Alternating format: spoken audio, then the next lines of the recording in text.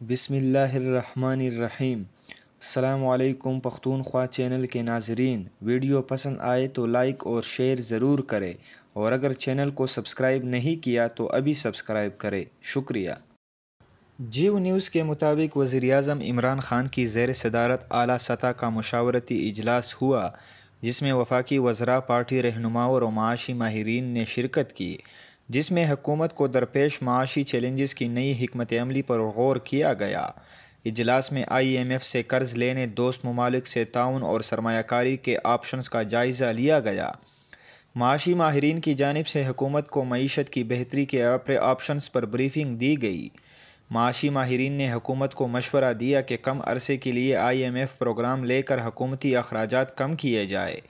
وزیراعظم عمران خان نے معاشی حکمت عملی پر عوام کو تمام پہلوؤں پر اعتماد میں لینے کی ہدایت کرتے ہوئے کہا کہ سابقہ حکومت کی غلط پالیسیوں کے منفی نتائج سے عوام کو آگاہ کیا جائے گا۔